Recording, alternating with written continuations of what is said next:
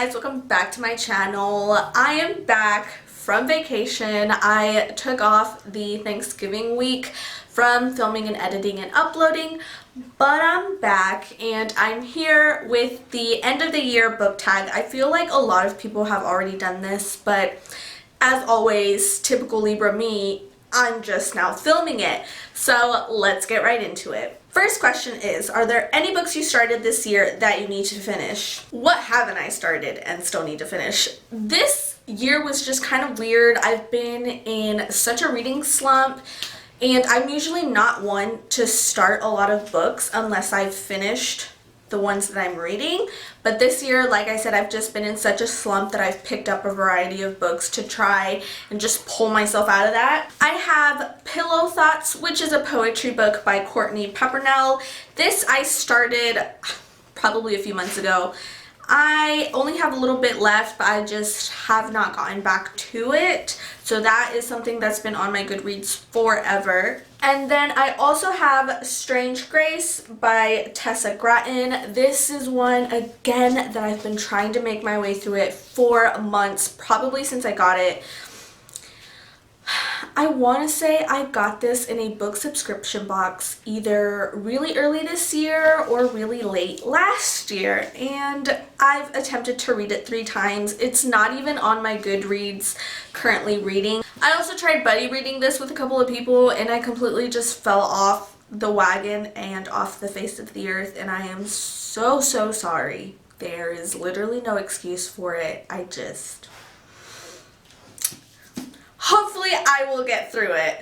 I am also currently listening to Shadow and Bone by Leigh Bardugo on Audible, and I'm really hoping to get that done by the end of the year because I'm wanting to finish the trilogy before the show Shadow and Bone by Netflix comes out. I don't know if I'll be able to get through it. I think I'm on chapter 13. I don't know where that is in the audiobook, but I know I just hit chapter 13, so hopefully, fingers crossed, I can get book 1 finished by the end of the year. Question 2.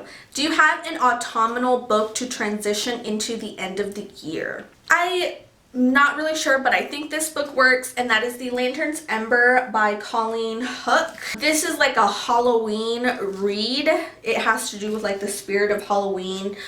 So I think this is kind of perfect for like an autumnal transition book, I think. I haven't read it. Again, this is one that's been sitting on my shelf for such a long time, and I was supposed to read it for October, but of course that didn't happen because when does anything ever go to plan on this channel? So hopefully this will be a good book to kind of end the year. You know, it's like an autumnal, like the cover, we have the leaves and the skull, and it's like Halloween, which is in autumn, and it's also like dark and spooky, so I think it's a perfect blend of fall and winter. Question 3. Is there a new release you're still waiting for? There's nothing for 2019 that I'm still waiting for. My most anticipated release of 2019 was Capturing the Devil by Carrie Maniscalco, and that's dropped, and I got that. Still haven't read it because I'm such a procrastinator when it comes to final books of series. I have attachment issues, so nothing for 2019. There are a couple of early 2020 releases that I'm super excited for that are actually like deep, intense contemporaries. What are 3 books you want to read before the end of the year? I mean the ones that I'm still currently in the middle of. Ideally, I would love to finish the Grisha trilogy.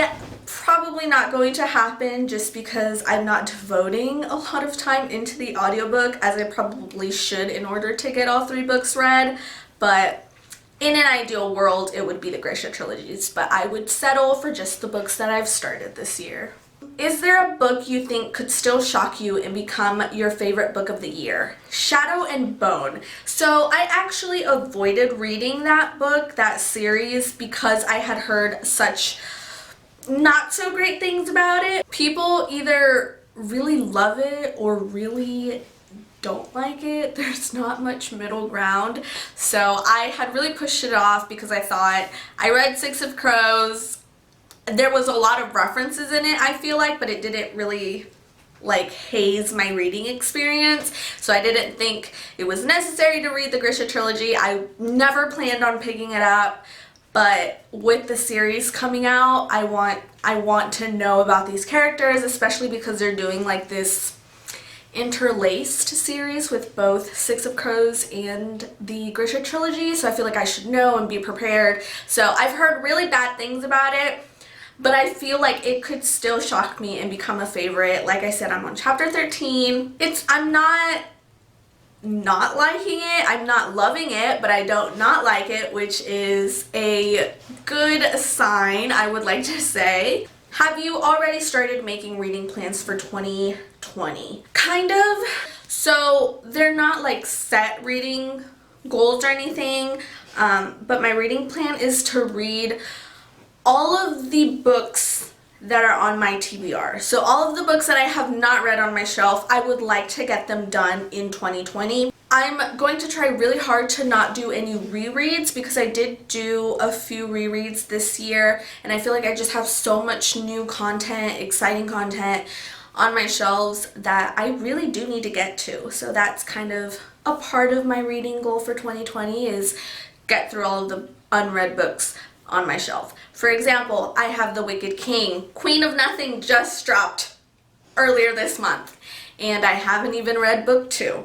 So I need to get through some of those unread books. So that's all I have for you right now.